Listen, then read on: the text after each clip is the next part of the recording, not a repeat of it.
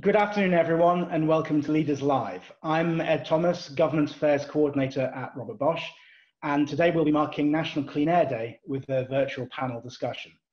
Now, air quality is a complex and quite technical topic that nonetheless brings out some very strong emotions, and it's been rising up the political agenda for some time.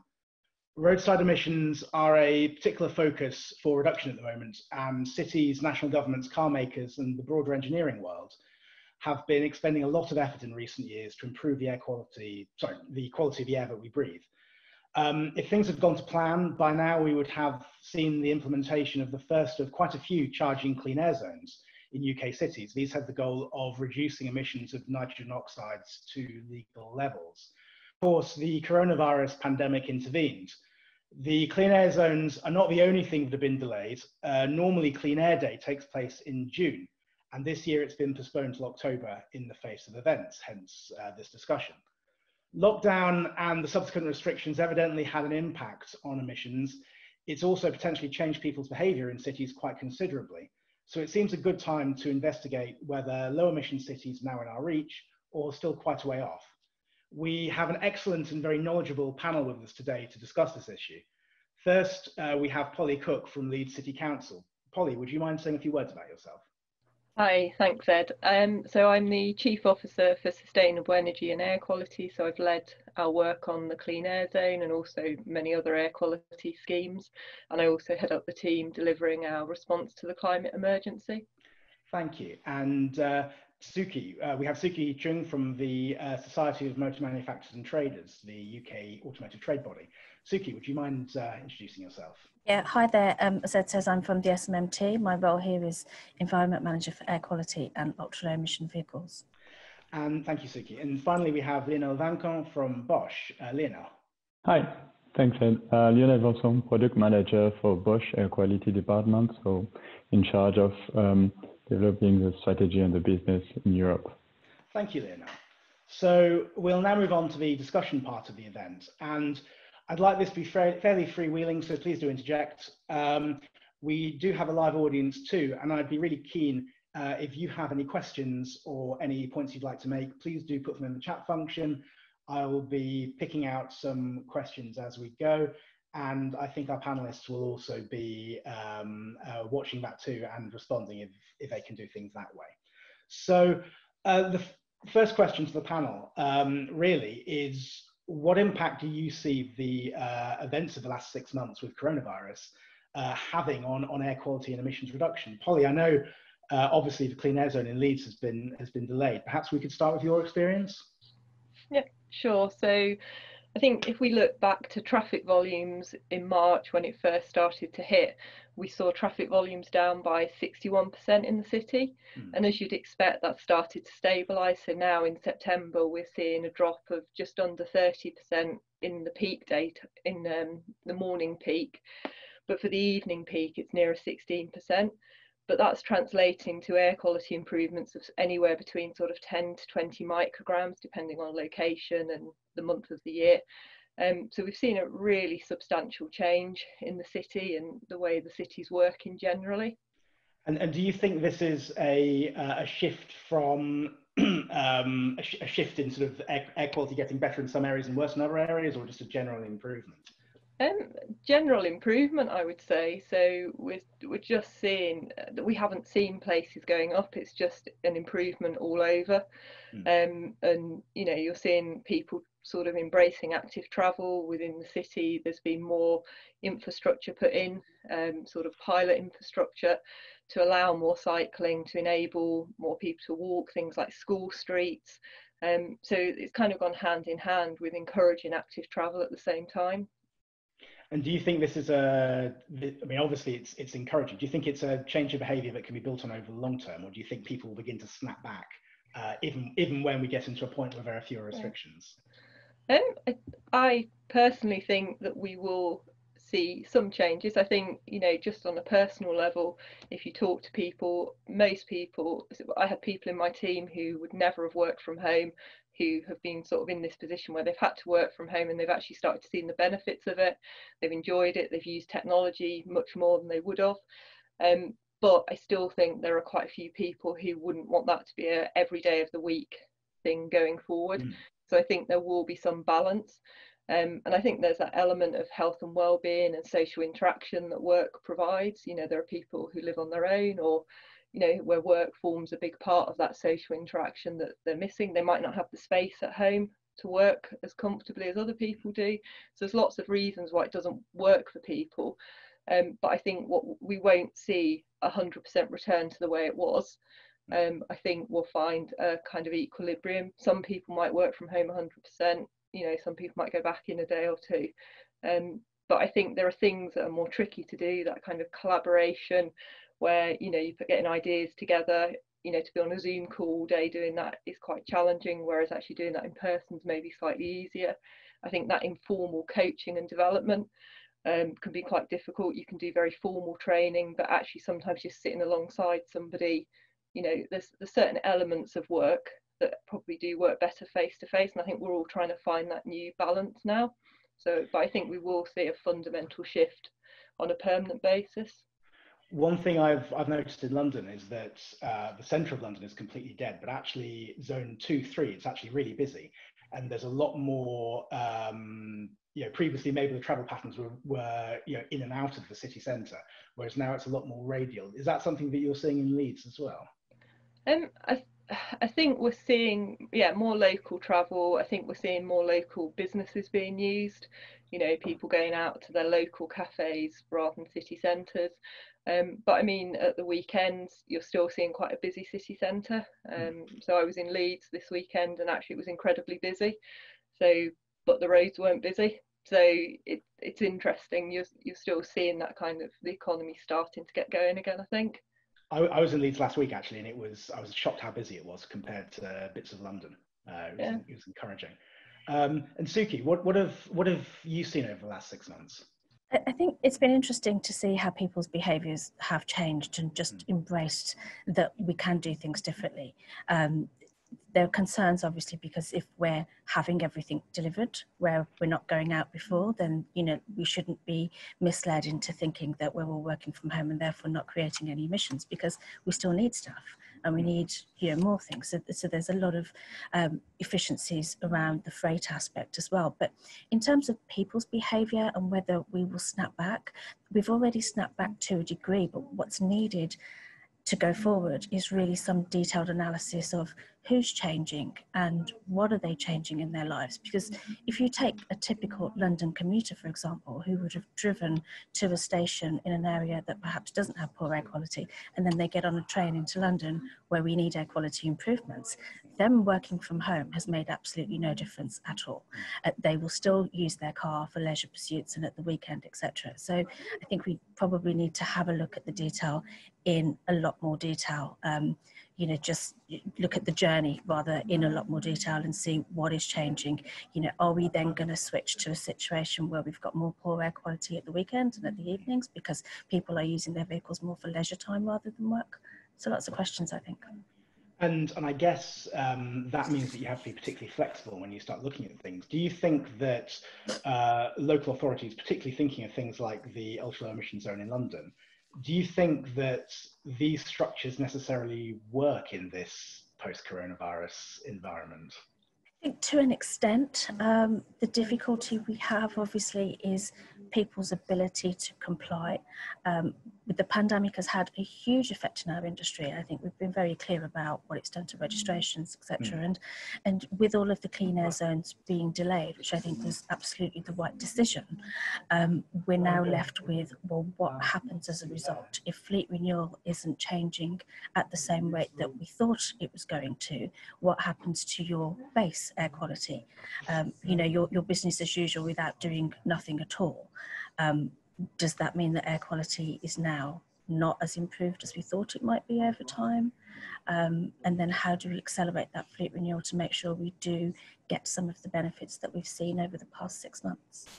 So, I mean, I think there's an interesting question actually here from the attendees in the chat box. Yeah, there's a lot of discussion about increased rates of coronavirus in areas of high levels of air pollution. And I guess there would be a natural correlation because some of these areas would be areas of lower income, and we know there are some links there. Do the panelists see a link between air pollution and coronavirus? This is for everybody, by the way, not just you, Sukky. I don't want to put you on the spot too much. And do you think that might actually be a way of really cementing this working from home trend? I'm happy to start with the answering, but I think everybody's views really please do. Be great.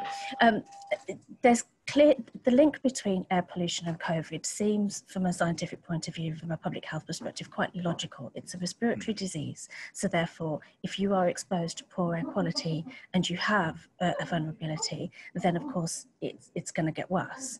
The research out there about does road traffic affect COVID sufferers? I think the lab tests show, yes, it does. But in reality, let's think about, well, if we're looking at emissions at the roadside, but everybody's at home, where is the exposure link? And that's more important. Our behaviour and the exposure to pollutants affecting your health has got to be a conversation to be had, rather than just putting all the elements on one page and linking them somehow. Does anybody else want to come in on that one? Yeah, if I can. Please do. I think I agree with your point. From one side, if you are exposed to bad air quality, you have more chance to have some issue for health and asthma, and we know coronavirus has a big impact on this side. And from the other side, there is also the particulate matter, which could be a good way to bring the virus to one place to another. Unfortunately, till now, it has not been proved. It's mainly a statistics study which has been performed, and I think we need to be very cautious with that. So Lionel, and that's actually a very good lead into the question I was going to ask you. Obviously, the technology to monitor air quality and to understand what's going on our streets in terms of traffic flows and so on, it's all getting increasingly more sophisticated. So, really, what is the potential of all of this? What does this information let us do? What does the information let cities do? Yeah, that's a good point. Sophisticated is maybe the right word, but also more complex. That's something we need to take into account. We can see a lot of different kind of technology going in the market now. Even the normal people can have his own sensor in his pocket. So the biggest point for me at the beginning is to make sure we know which technology we need to use for the use cases. So there is a lot of potential with this new technology. From my point of view, there is three main pillars. So the first one is really educate and inform.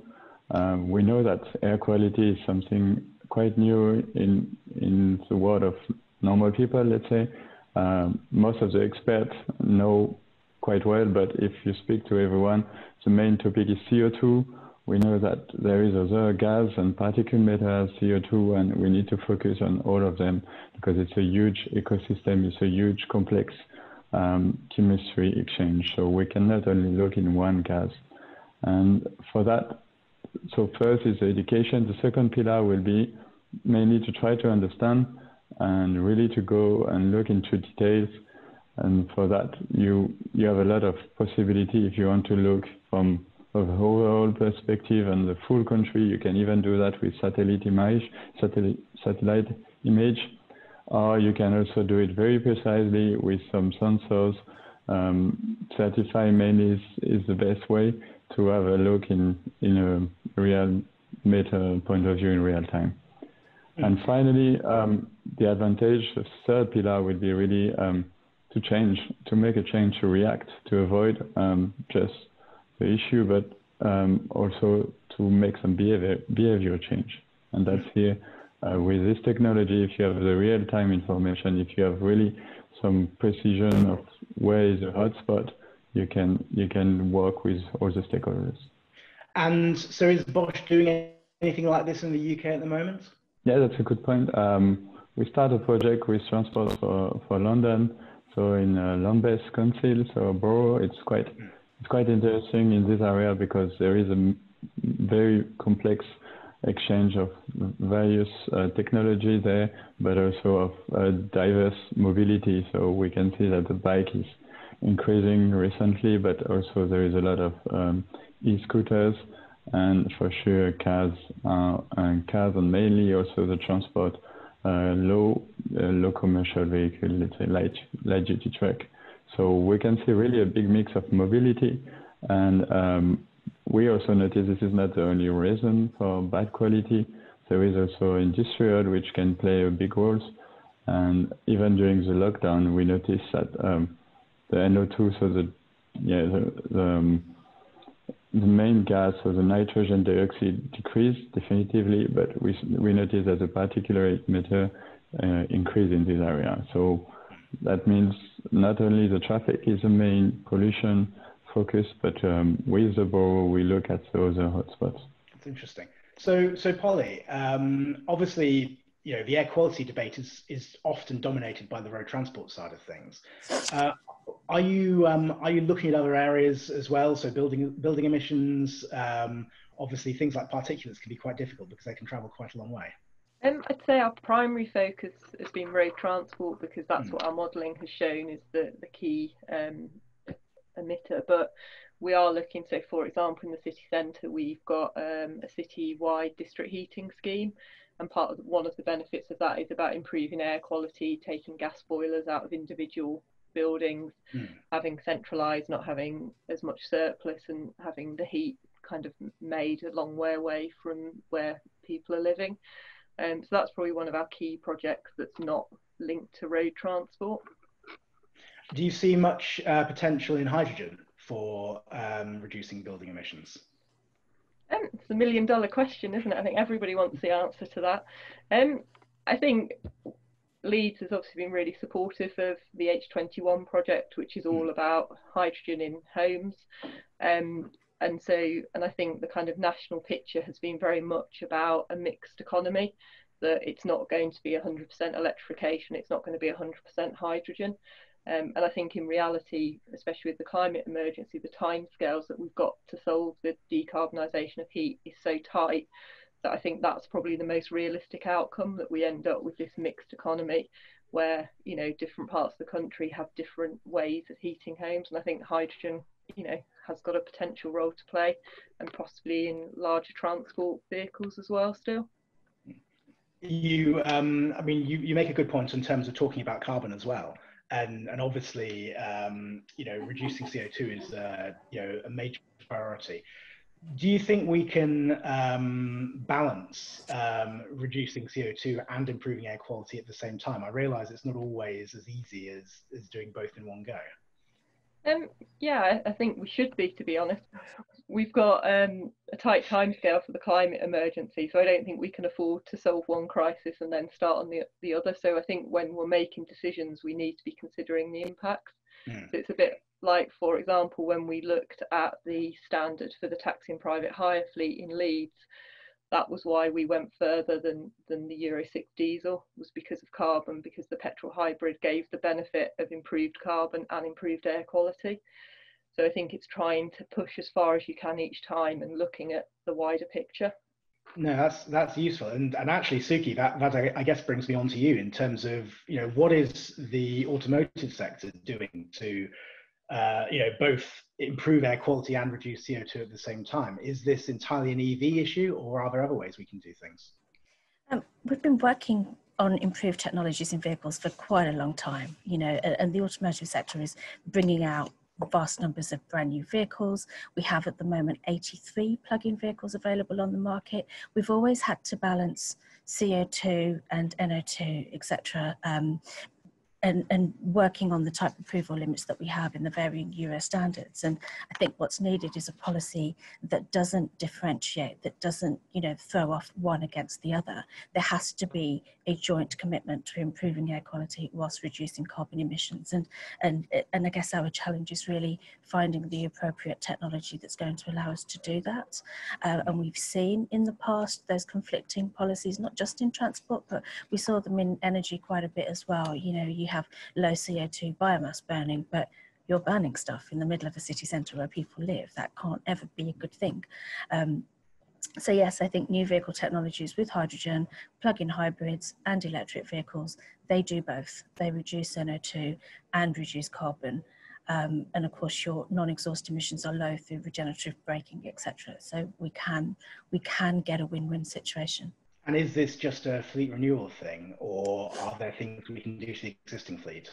The existing fleet, really, if we think about what we did for other pollutants, like sulfur dioxide, for example, it seems to be an issue that's just not really significant at all in the UK anymore. And we resolved that by changing the fuel. There's a 97% reduction in sulfur dioxide emissions from 1970 because we changed the fuel. So if we're looking at a climate emergency or having to reduce the emissions of vehicles that we have on the road now, then yes, e-fuels, biogases, biomethane, etc., absolutely part of the mix. We shouldn't be waiting 10 or 15 years for technology to develop, particularly in the heavy sector, when we really need to improve health and reduce carbon emissions today. Brilliant, thank you. And I've just had a question here from Felix in Germany for Polly. Do you expect tighter pollutant limit values stemming from new WHO recommendations in the UK? And if yes, when do you expect them? I know obviously in Oxford, they've adopted their sort of stretch goal, if you like, of 30 micrograms. Do you see something like that happening in Leeds? I think, so Felix's question was about the kind of UK wide, wasn't it? And I think I haven't seen much move at a national level to tighten the kind of air quality standards. So I'm not sure that it will be coming into legislation anytime soon from what I've seen in consultation. But I think what we've always said in Leeds is that you should never work to the magic number of 40, because actually 40 is just a number. It's not, there's evidence that there are still health issues below that level. So that was just the legal compliance level. And what we've always said is that everything we should do should be about going beyond that and working sort of further. So I think as a city, we've always adopted that stance. And I think part of that's reflected in, the clean air zone was one element of what we were doing, but actually there's a lot of other things going on in the city. So anything from a e-bike trial to allow people to see whether they can kind of make that shift, to an electric van trial to help the LGV sector that Sukky was mentioning earlier, so that businesses can trial it and be confident in making that purchasing decision. Electric charging going in, lots of sort of active transport support. So I think everything has got to be about going further than 40, because 40 isn't a magic number.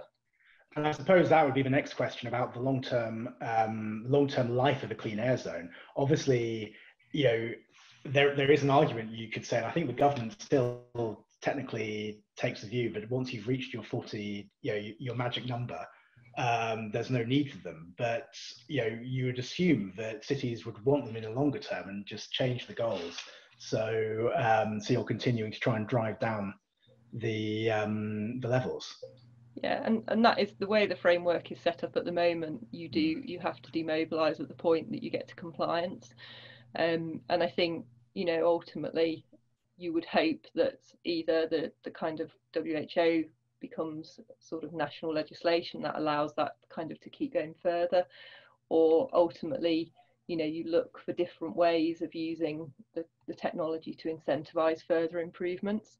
So I think there are scopes. I don't think that is available at the moment in terms of the legislation. But do you see scope for cities to start, so individual cities to start following, say, what Oxford have done, and to start maybe adopting voluntary targets?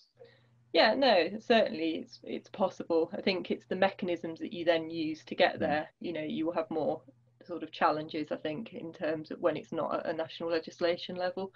I think you can do the kind of carrot side a lot easier than maybe things like the stick if it's not in national legislation. So obviously the last 6 months has been quite difficult for local authorities, because there's been a lot of unplanned costs from the pandemic. And one of the solutions that's been canvassed quite a lot in London has been road pricing. There's this idea that road pricing, the extension of the congestion charge into outer London, might possibly plug TfL's funding gap. It will allow fare income to be replaced with something else. This is a question, by the way, from Emma, although actually it was one I was going to ask as well. Do we see that as being a potential solution outside London? I think if we look at London as the example first, I mean, we've been here before. So when the congestion charge zone came in back in 2003, it was £5.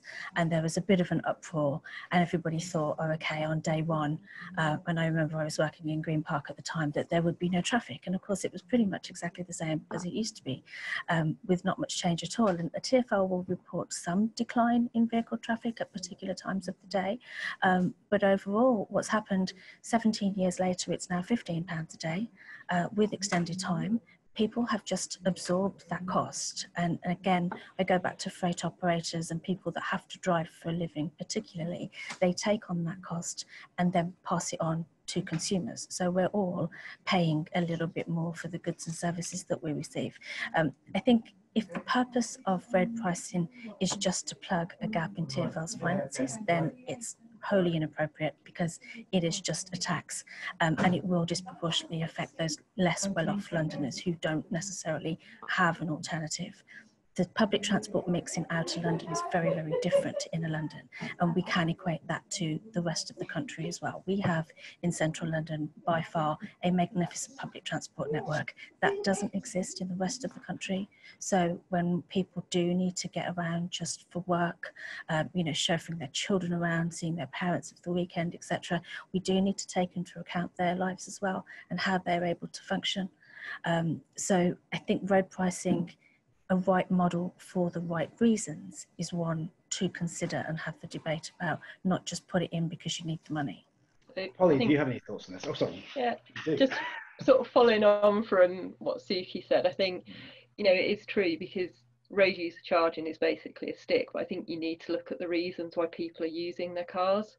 And if you looked at Leeds, it would be the fact that some of the public transport network isn't there yet, or isn't as reliable, or potentially affordability.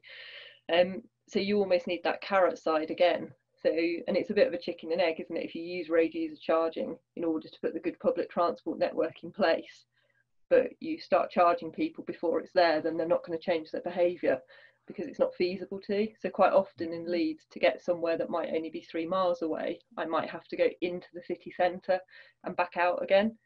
Whereas if I was to drive, I can drive straight there in probably 10 minutes. And so it's those sort of issues that have to be dealt with, and that kind of real genuine investment in public transport that then enables people to actually want to make that choice rather than people being forced into it. So I think there's a balance, and I think it's got its place, but I think you do need to look at why people don't want to use it in the first place and try and address some of those at the same time. Yeah, I think it's instructive that apart from London, very few cities, I think, have actually introduced congestion charging, certainly in the UK. And I suppose a sort of linked question to that, we sort of alluded to it a couple of times, has been the economic circumstances at the moment.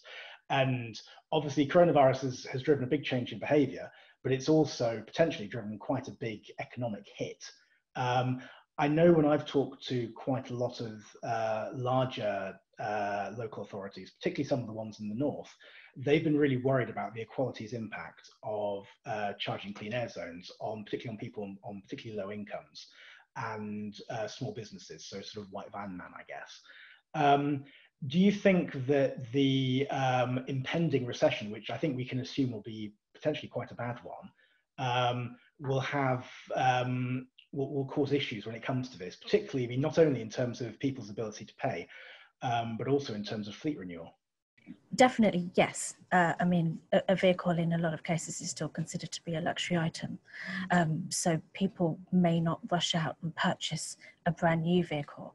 And that has a knock-on effect to everybody else as well. When we talk about, people that are less well off and perhaps don't buy brand new vehicles, well, actually, if somebody's not buying a new one, then we limit the number of vehicles going into the used vehicle market as well. So everybody holds onto their vehicle for a little bit longer, they're all a bit older, and then we don't get those environmental improvements as well. So there is a lot there to balance. If we're going to improve the environment, we do need to make sure that the economic picture works as well, and that there are sales, there is manufacturing, and all of those people that work in the sector are still able to function and go to work, etc. as well.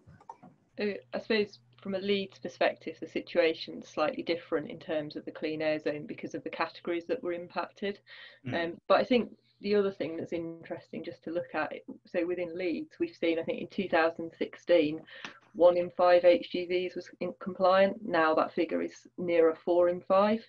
If we look at our buses in 2016, 1 in 20 were compliant. Now it's 1 in 20 that isn't compliant.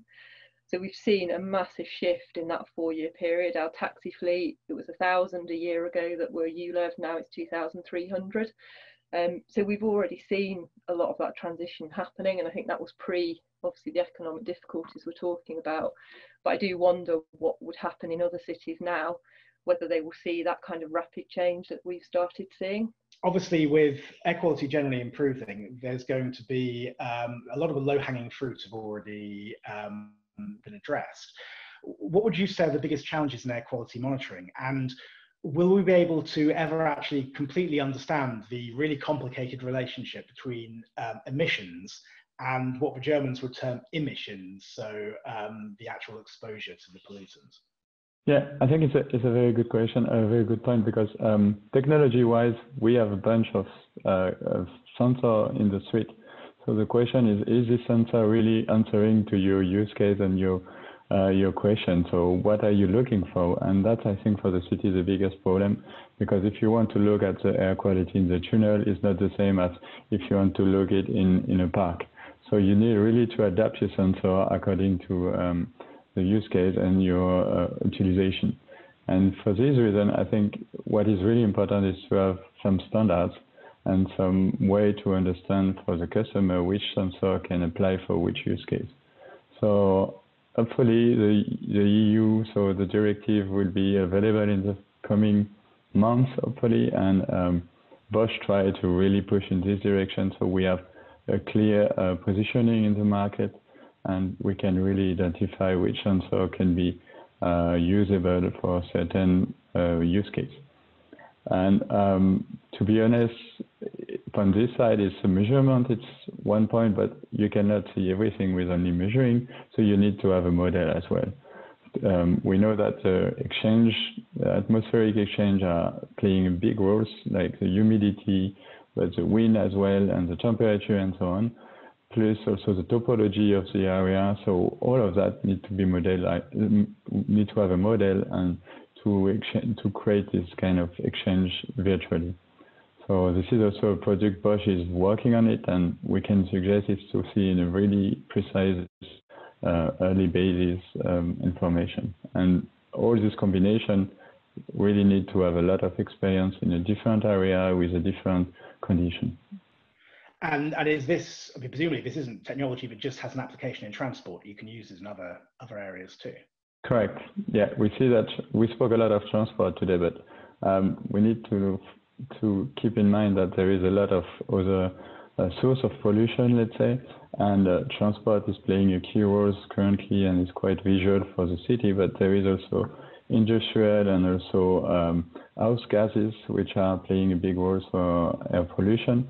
And with this kind of modeling plus very precise measuring, monitoring, you can really see the full impact. And we can see, for example, in a construction site, what is the impact of this in a specific area in a city. And this is a new use case. We can also use it for a fire issue in a forest, as we see in California. So this is really something we need to keep in mind. The air pollution is not only transport, but also there is a lot of use case where it can impact the daily basis of everyone. Thank you. And Polly, presumably you've experienced quite a few challenges in terms of monitoring as well. Do you feel that in the last couple of years, the improvement in technology has made that a lot easier for you? So within Leeds, we rely on either kind of automatic monitors, which are sort of the same standard as the national network of monitors. So we have probably about 13 of those, and then we use diffusion tubes that gives us our monthly rating. Where I think sometimes it's the understanding of the data so we monitor for our own purposes. So in Leeds, we chose to monitor in what we anticipated to be the worst possible place. And in some ways it came back to bite us because we always get named as having the worst air pollution. But actually it's because we're monitoring in places where other people monitor like a mile inside a park. and use that as a comparison. So a lot of the time data gets taken out of context. And I think similar to what Lionel was saying was, it's having that use case for data. But obviously any data we have available is open to the public, but they don't necessarily have that same background to it. So, the example we have, it's on the mouth of a tunnel, so where all the air pollution's coming out, and it gets captured, it's by a junction. So we know that it will be a bad location, but it's not necessarily due to the sort of weight of traffic going through there, but actually the kind of geology of the area, the high buildings around it and things. So, I think it's trying to set that context and explanation to the general public as well is really important. Not just about how you monitor, but how you then communicate those messages so that they're used within the right context. I think that's a really interesting point, because one thing I've always found of air quality is that it is a really emotional issue, and people can get very angry and very concerned about it. And it's quite difficult when you have sort of quite technical nuances to try and communicate that. How do you feel you strike that balance? Can we strike a balance between good public policy and making sure that people are happy and feel comforted? Is the answer basically providing information but in an accessible way? So when we've done a lot of our comms campaign, we've looked at sort of advice from people like Public Health England, and we've tried not to use campaigns that frighten people. So we've seen some campaigns that have run nationally that have been, people with gas masks on, or have been more to try and alarm people. And the kind of advice from Public Health England was actually that didn't work so well, because actually people aren't in direct control necessarily of their own air quality. So things that are used for things like smoking, actually someone makes a choice whether they pick up that pack of cigarettes, but they don't make a choice of whether they have to walk alongside a certain road.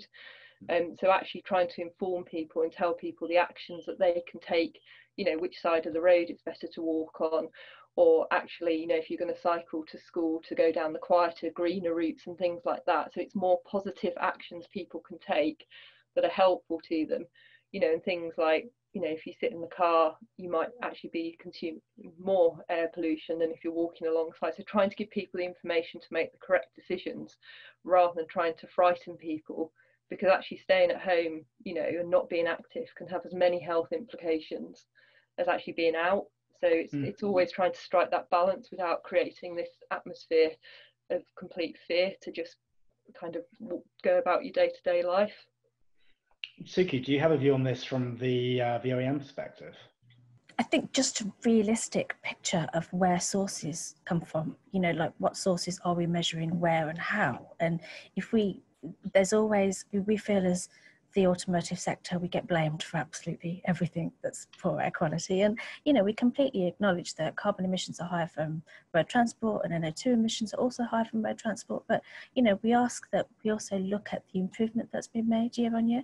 The particulate matter argument especially is a problem in getting that message across and communicating to people that most PM is not from road transport. And we can evidence that now through this pandemic, where we saw the highest PM episode of 2020 in the southeast, when 90% of traffic had reduced. So if we don't take a holistic approach that considers all sources, then we're going to fail. So we do have to work collectively with energy sectors, farming, construction, etc., to make sure that we are reducing the right pollutant in the right place, and that we've got the appropriate monitoring data to back that up. And Lionel, presumably this is something where you might be able to help in terms of, you have huge amounts of data.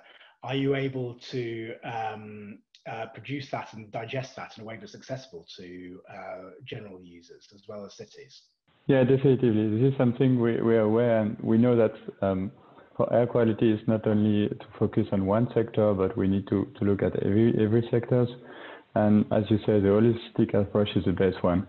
We name it ecosystem, and we really think we have to work with the different stakeholders for those different systems, and create a system together, either private plus public together is really key. So for that, for example, what we have in London with Transport for London, which is private and public company, but also with the local authority. Plus also we are looking for the different traffic managers in this area. We really try to focus on every kind of area together and create this ecosystem that's the advantage to be a big company like Bosch, but also this is also something we have in our DNA. We really want to have this kind of partnering approach.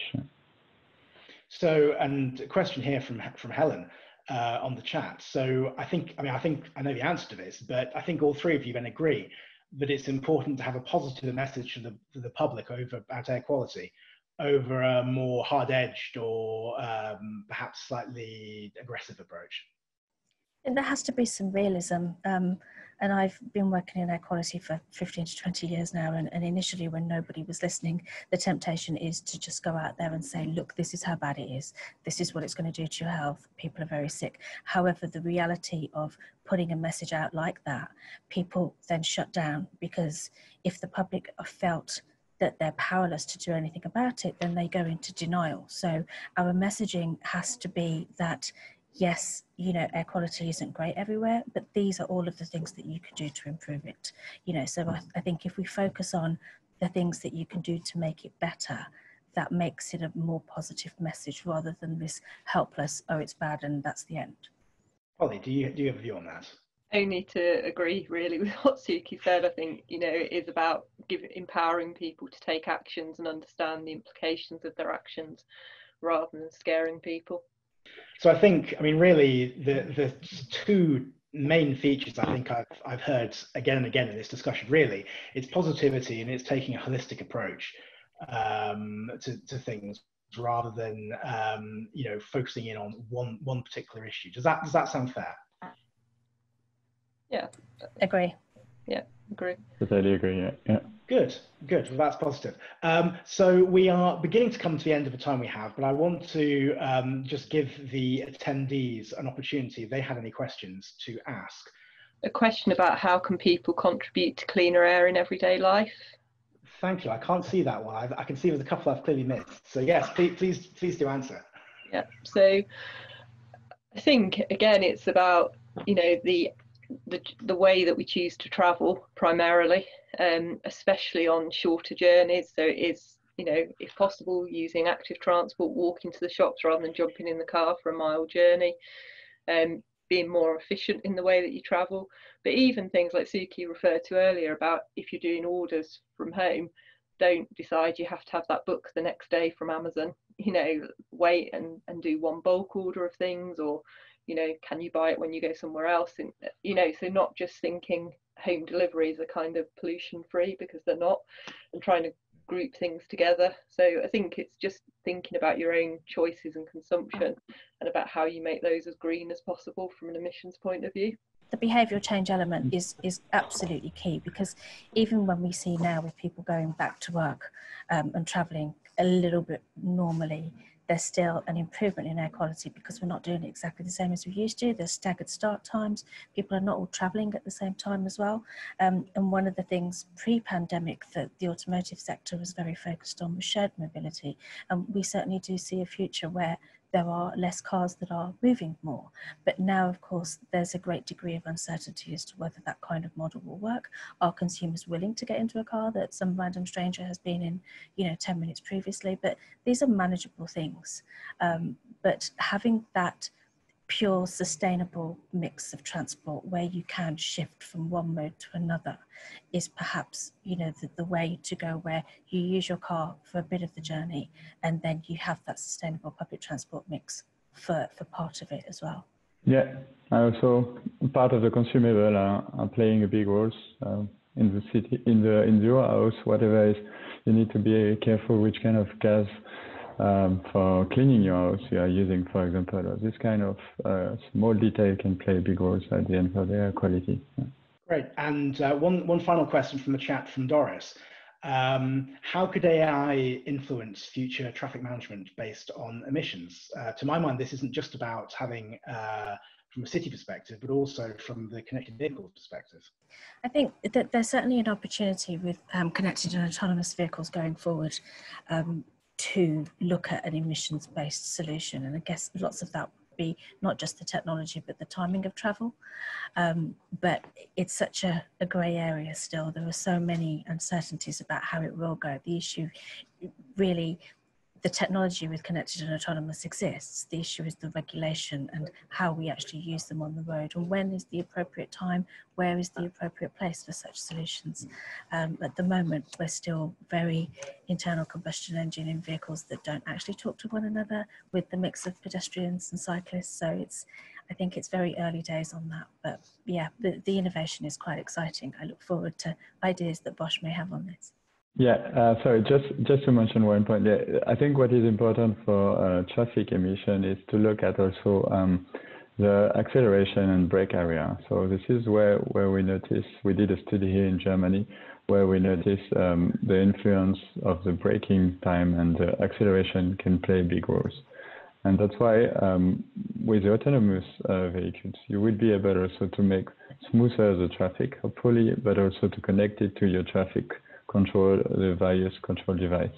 So Bosch is really working in this direction, and we are partnering with a big company in charge of traffic control in Europe. And we think if we make this work together, you don't need to look only on the kind of engine you have in your vehicle, but more on the behavior of the driver in the vehicle. Yeah. And Polly, is this something that you've been looking at? Less so, I would say. I mean, obviously we watch the different innovations that are coming with interest, and are always keen to be involved, but it's not something we're particularly focused on at the minute. Great, well, it's something to look forward to, I guess. Unless there's any other questions from the chat box, and I apologize, by the way, because I don't seem to be able to have seen everybody's questions. Some users haven't shown up, but I've hopefully got most of them. No, it looks like we don't. So thank you so much for joining this. It's been a really interesting discussion. I really appreciate the time you've taken. And thank you for the audience as well for their contribution. That's been very helpful too.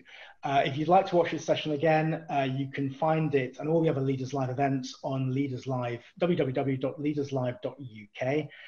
As Helen mentions in the chat box, it's going to be broadcast on Thursday at 2 p.m. UK time, and it will be available on YouTube as well. So thank you all very much for this. It's been extremely interesting, and have a great afternoon. Okay, thank you, Ed. Thanks very much. Thank you. Bye. Bye. Bye.